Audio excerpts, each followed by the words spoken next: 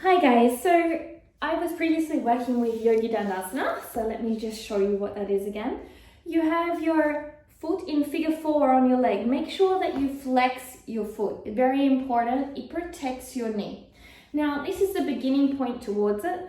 The very important thing is to add length to the spine here, so you can open up your hip and push that knee out. There should be no pain. When we're doing yoga, if you're experiencing pain, perhaps the pose is not for you or it's a little bit too advanced. Listen to your body. Over time, you can develop abilities to do more, but you can't rush into anything. It's like trying to do 100 meters. You need to train to get faster at it. The same, you need to train to open your body to avoid injury.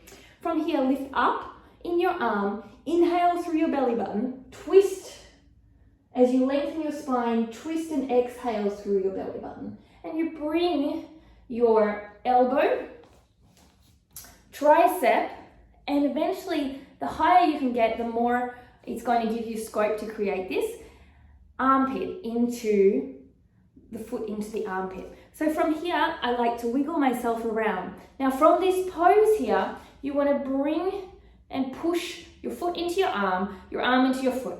From here, you want to bring your hand back. Now this might be all you've got, and you might be able to place it through the hole here. That is a good way to bring yourself into Yogidandasasana.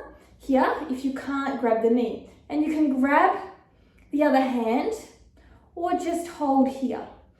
If you have more flexibility, however, we can bring our arm back and find our knee. You're then holding onto your knee, lifting up tall and bringing your hands forward. So this is our Yogidandasasana. Now we want to work from the Yogidandasasana into some different variations. So one good variation would be to lie down, holding the knee and bringing the foot over your head. It seems a bit awkward, okay, from here.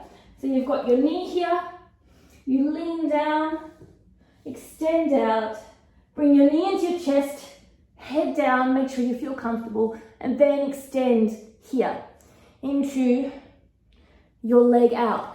Now another great version is to actually bring yourself into your shoulder stand. So you need a little bit of momentum. It does feel very awkward, and this is more of an advanced pose.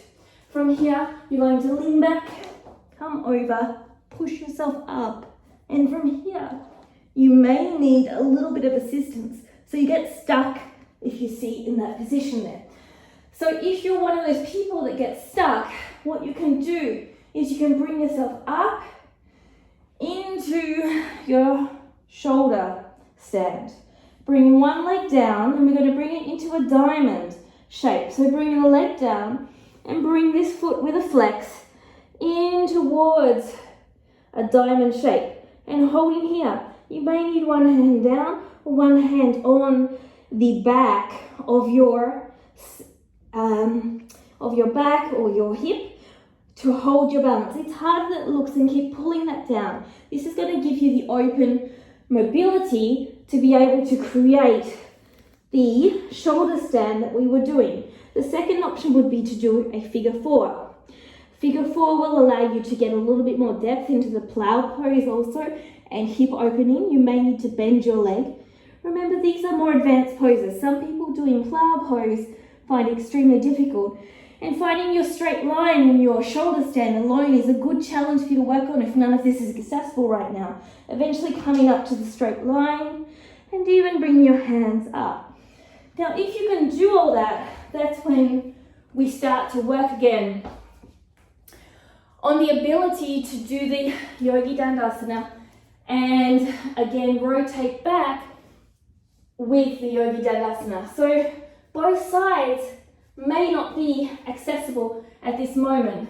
So you do need a little bit of momentum here, and you're going to roll on back into this plow pose, and you can see it's super awkward and fun and challenging. Breathing deeply, and if you want to, you can bring your leg up and you've got a nice deep hip opener, core and shoulder stand. So bear in mind this is an advanced pose with all these opportunities to come into it. So my practice has been about 8 years. I've been learning from YouTube videos just like this. It's not been something that has grown with ease or grace. It's been something that is always constantly changing. Some days I get skills, some days I don't. So work with where you are. If you are saying, oh, I can't even do shoulder stand, then practice on the shoulder stand. If you're saying, I can't even sit here in a figure 4 up tall, prop yourself up as you watch your TV. Sit up nice and tall and sit in the figure 4. Eventually move away and sit in figure 4. Eventually start to work on the twist and then get deeper and deeper into the pose. Again, if you can't do your shoulder stand, you can roll back and practice. Firstly, building a strong core, up and down. Working on this. If you're still at bent legs, straight legs. Eventually, once you feel comfortable with building a strong core, start to again open your shoulders. So using your hands, pushing yourself up a little bit. Maybe you're holding here for now. And then maybe eventually get a little longer and taller and longer and taller until you have that strength to hold yourself up into your shoulder stand. You could also practice your figure 4 here. And then eventually you can also work on your plow. Maybe you're here, and eventually you're able to come over here. Breathing deeply and coming down into your plow. So make sure you practice these things. It's not about the destination, it's about breaking things down. Impossible becomes I'm possible when you break things down. So remember, all of these poses are not to say anything, but here's some examples for you to try.